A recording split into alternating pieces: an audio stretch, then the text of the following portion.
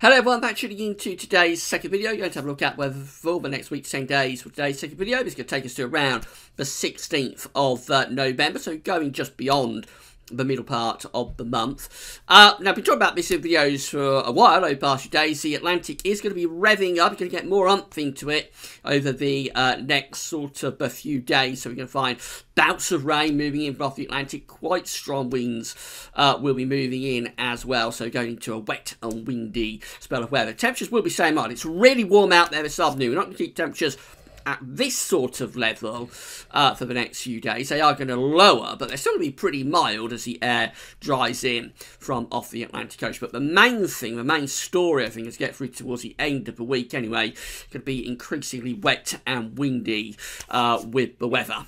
So I have more about that in today's video, of course. Also, I'm going to have a look at the stratosphere, what's going on there, and there'll be other bits and bobs mixed in as well. At the end of the video, you'll see what the CFS V2 is predicting for winter 2018-19. I haven't shown you that for a little while, so I'll leave you right at the end of the video. Just say that today's first video was the ECWF 30-day ensemble look ahead, so that's going across the rest of November, just into the opening days of December with the ECWF 30-day ensembles. Looks like it'll be pretty mild for most parts of Europe. It's an outlook for the UK and for Europe as well, so have a look at that and see what's on the way. Just say that Christmas shop is open, so if you've got any Christmas shop to do at Amazon between now and Christmas, all you have to do is go to the Christmas shop page. You can find a link to it in the description at YouTube and on the homepage at Gazlevis. So you just go through to Christmas shop page, and then from there, we've got an Amazon search widget, so you can search for whatever Christmas presents you want to buy, or click through the Amazon banners. Either way, you're going to get taken to Amazon, and you'll do your shopping there. That's where you pay for your product, and you're basically doing everything the same. The only difference is that you click from Gazlevis to Amazon via either search widget or the banners, and it means we get a revenue fee on those Christmas presents that you are buying. A big thank you to everybody for doing that. Been a huge success so far. Of course, you've still got a long time to go yet before you have to have your Christmas presents sorted out, so plenty of time. But the Christmas shop is open for another year, so please have a look at that. And thanks so much for doing that. Right, we're going to start off with the latest observations then, before we do anything else. So I'd say really mild afternoon down across the southern part of the country. This is latest observations from xcweather.co.uk, and we see that again, very mild afternoon out there in the Midlands. Oxford, for example, at 15 degrees. Wellersbourne Airfield is at 14 degrees. Birmingham is at 14 as well. Cranfield at 14 degrees. Also Wittering at 13. And going over towards East Anglia, we find Wattisham at 15 degrees. Norwich has gone up to 17 degrees Celsius this afternoon. It's about another hour or so left, but it could get a bit warmer than that. So 18 degrees is not out of the question today, but certainly very mild, or even you would say quite warm afternoon down in the south. Further north, it's not as warm as that, but nevertheless still pretty mild. Chater Hall, for example, the northeast of England, is at 12 degrees. Going up to Scotland, Aviemore is at 12 degrees. Loch Glascarnock is at 10 degrees, and Prestwick is at 13 degrees. In Northern Ireland, we see Belfast at 12 degrees as well. So it's closer to average in the north, but in the south it certainly is pretty mild, and in the far southeast it's actually warm this afternoon. If I just show you this, so this is from the National Hurricane Centre. No disturbances in the tropical Atlantic at the moment. Things have gone much quieter. We got the remains of what was Hurricane Oscar out of the way at weekend. Things look like they're shutting down now, really, for this hurricane season. Whilst you can still get tropical storms and hurricanes in November, they're always much rarer. So we may get another storm or two in the next couple of weeks. But at the moment, it looks like this season is very much shutting down, both in the Atlantic and also in the eastern North Pacific. The message is tropical cyclone activity is not expected in the next 48 hours in the Pacific, and neither is it expected in the Atlantic, so not much to see there. Right, these are the latest temperatures at 30 HPA over the North Pole. That's in the stratosphere over the North Pole. The grey line here is the trend for temperatures at 30 HPA over the North Pole through the season. So we begin in September there, we go through to winter just there, and then we finish up in the summer, next summer, over there. And you see that at this point of the year, we're in the cooling part of the year in terms of the stratospheric temperatures at 30 HPA until we reach around the new year, early January, and then gradually we start to trend upwards, warming the temperature up in the stratosphere and also, I suppose, in the atmosphere and down on the surface as well. As we get through to the summer, we reach our peak for those stratospheric temperatures. Now, the black line shows where we've been through this season with the temperature at 30 HPA so far. So we start off more or less bang on average, as we typically tend to do so in September. About average with those stratospheric temperatures. We have had quite a big cooling over the past couple of weeks. So late October into early November did see, or has seen, those temperatures at 30 HPA becoming quite cold. But we're starting to tick those temperatures up a little bit. So things are starting to warm up in the stratosphere at 30 HPA, getting back closer to average. And if we go a little bit higher up to 10 HPA, let's wait for that to click over. So we see, well, we do see a very, very slight tick up in the temperature at 10 HPA over the past couple of days. Not as much as at 30 HPA. We are still colder than average with those temperatures in the stratosphere, whether we're looking at 30 or 10 HPA. But it looks like we've bottomed out for the coldest temperature for the time being. But bear in mind, we are still in the cooling time of year. So any time between now through to January, it could go even colder than we've seen so far. But at the moment, we've levelled off and started to tick those stratospheric temperatures up just a little bit. That should be associated with a slight weakening of the polar vortex. Now, I've been showing you this chart from weatheriscool.com in the winter updates. This is showing us the zonal winds. We can see how the zonal winds have performed so far through this season. And the zonal winds are basically, again, up in sort of the stratosphere 10 HPA and also 30 HPA. That's where we've got the zonal winds blowing. And as I say, this shows us where we've been both with the strength of the zonal winds and where the models are forecasting the zonal winds to go. So as the stratosphere has got colder over the past week or two, you can see from this blue line here, which shows where we've been with the strength of the zonal winds, you can see that the zonal winds have been getting stronger. So as the stratosphere cools, the zonal winds get strong. So the stratosphere, a cold stratosphere, is associated with a strengthened polar vortex, and the polar vortex, when it's strong, it's going to have strong zonal winds. So as the stratosphere has cooled over the past couple of weeks, so the zonal winds have strengthened. Now you can see from the green lines here that we are in fact forecasting the zonal winds to become a little bit weaker than average over the next few days, and so that's associated with that slight tick up in the temperature at both 10 HPA, but particularly at 30 HPA. So as we're beginning to warm the stratosphere a little bit over the North Pole, so the zonal winds are starting to weaken slightly.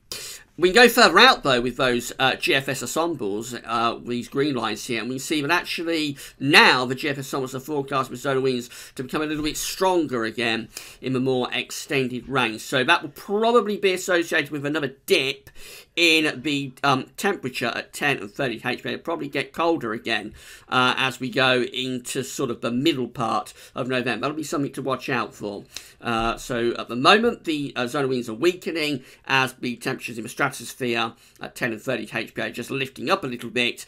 The zonal winds are forecast by the GFS ensembles to strengthen by the middle of November again, and that will be associated probably with the stratosphere getting a bit colder again. So expect another cooling at 10 and 30 HPA in the next week or so. Now the rest of the coloured lines, the three pink lines and the blue line, are from the CFS, the long range CFS model. And again, they're forecast for the strength of the zonal winds. So we've got November just here, we've got December just there, we've got January just there, we've got February, which you can go to now, just there. So kind of like we finish up on at the very end of February just here. So as we go through the rest of November, you can see most of the CFS symbols today are forecasting the zonal winds to stay quite strong actually through the rest of November. We do get this one ensemble member around the end of November, but it's weakening things quite a bit. That weakening continues with several of these ensemble members into December and through into January as well. In fact, we do have some that are really collapsing the zonal winds, probably in association with a forecast of sudden stratospheric warmings as we go from December into January. Overall, for this winter, you can see that most of these all of the CFS ensemble members, really, all four of them, are keeping the zonal winds through December, January to February below average. The black line here is kind of like the average. So you can see that overall, CFS is forecasting weakened zonal winds, or zonal winds to be in a more weakened state through the course of this winter. Again, several of them, at least two, possibly three, are going for sudden stratospheric warmings at some point through the winter, particularly later into December and through to January. So it looks like from a stratospheric point of view, it's going to be quite an interesting winter. There's certainly no sign of a particularly strong stratosphere once we get November out of the way. But it's all forecast, that. It's all based on model forecasts. They're unreliable. As unreliable as any sort of model-based forecast, particularly the further out you're going. So it can't be, of course, relied upon, but at the moment it looks like the zonal winds are going to be relatively weak for this winter. And this is how the temperature looks at 10 HPA over the stratosphere and how the GFS is forecasting things to go. So at the moment we have warmed things up a little bit over the stratosphere. We've pushed the coldest of those temperatures over towards Scandinavia and Siberia actually at 10 HPA. We run through and we do get a little bit of a warming actually starting to occur around the edge of the pole over towards sort of Asia. That area begin to warm up a little bit. That's quite early to be seeing that actually, warming, trying to penetrate into the stratosphere over North Pole. Nothing really comes of it, but we can see that we are getting these minor warmings already beginning to occur around the edges of the pole. In the more extended range, we actually find that temperatures are starting to get a bit colder again. There we go. We get to the end of a GFS run, which is 22nd of November, and the deep purple colours are appearing, indicating temperatures are becoming colder. So I just showed you that the zonal winds by the GFS symbols are being forecast to strengthen, get stronger as we get into the middle part of November. And I said that would be associated with another drop in the temperature at 10 and 30 HPA, and that's what the model is showing. So as it gets colder, the zonal winds and the polar vortex strengthens at this time of the year. Nevertheless, that's not a particularly cold temperature at 10 HPA, but it is a suggestion that after excuse me, after this slight warming of the stratosphere and weakening of the zonal winds that we're in at the moment and will be in over the next few days, the more extended range is forecasting another drop in the temperature at 10 HPA as the zonal winds become stronger once again. Right, let's have a look at the GFS temperature and precipitation ensembles for the next couple of weeks. So we're looking at Maidstone down in Kent. Someone's asked me if I have a look at Maidstone.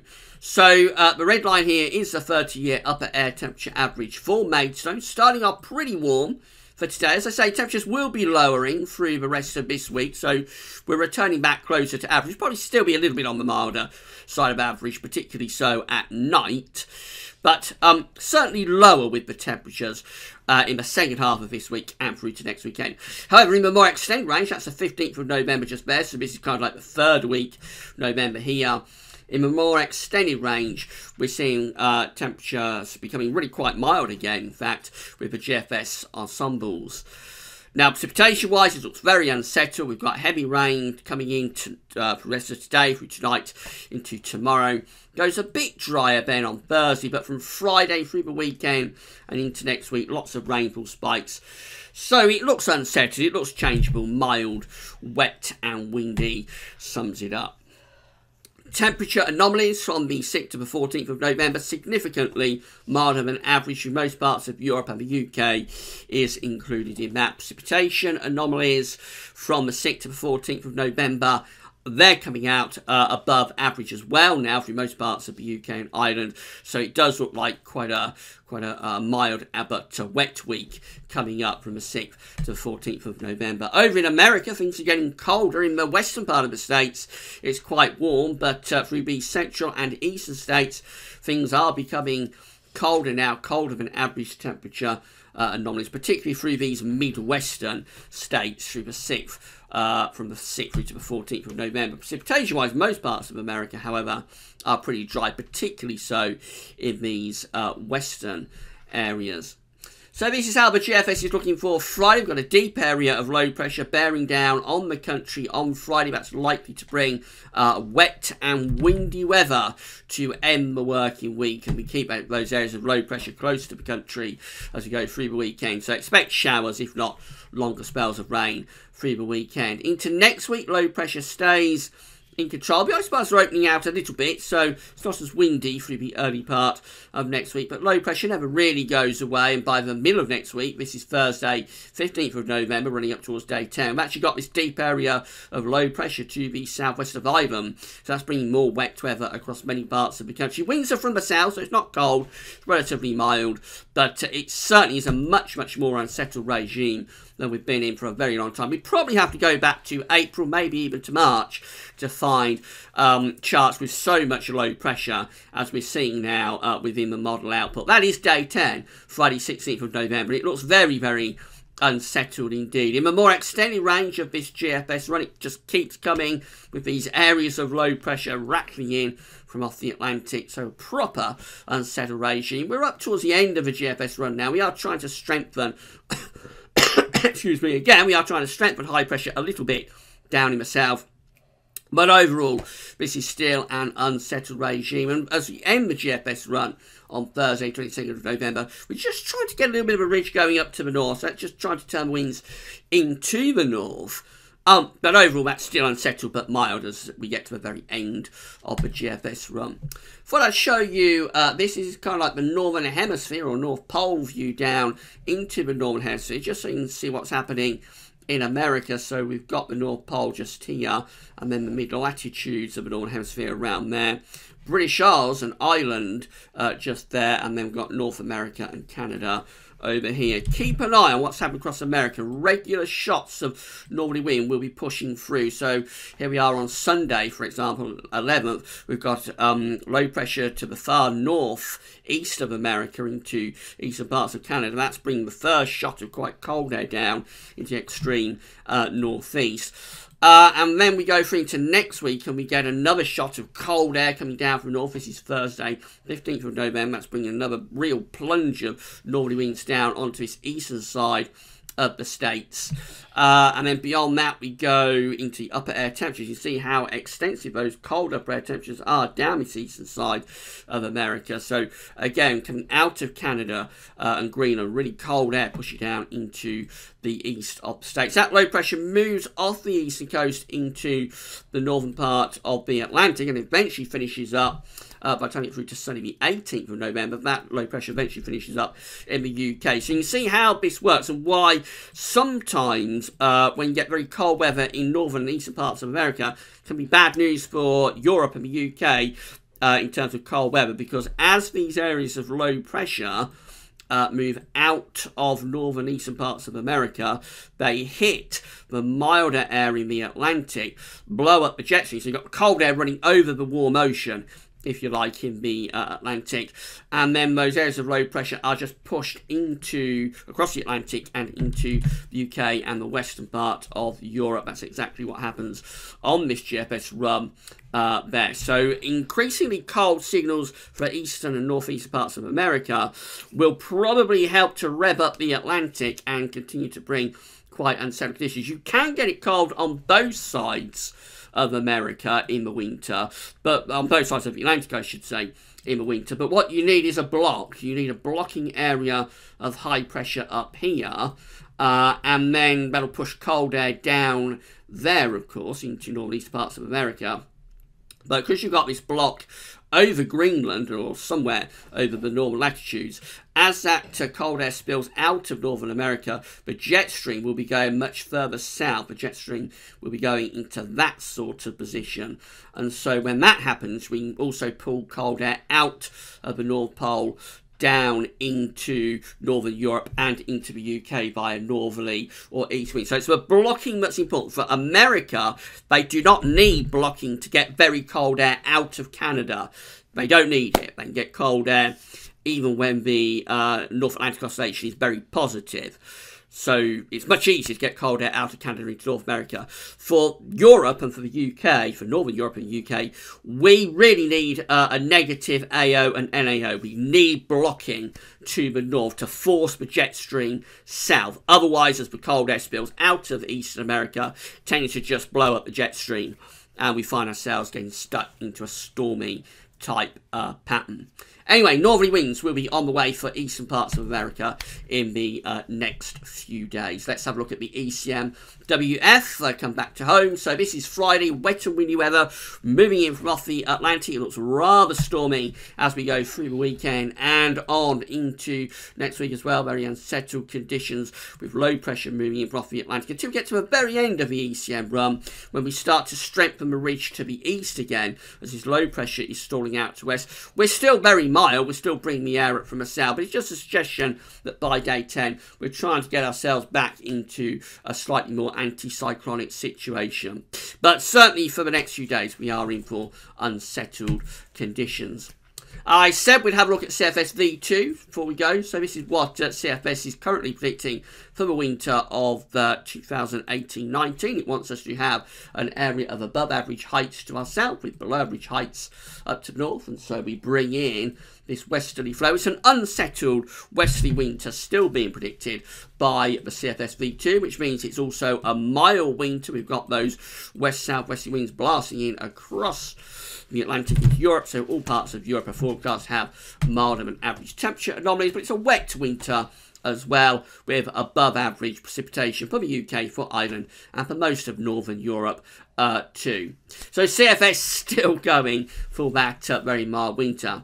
However, we have heard a few rumours about the ECMWF seasonal model. Now, this isn't publicly available yet. It will be in a few days' time. But the pro-Mets are able to see this earlier than the public. At one point, not very long ago, the public couldn't see the ECMWF seasonal model at all. It was completely restricted and kept away from the public. So at least we can get to see it now. But it's always a few days after the pro-Mets get to see it.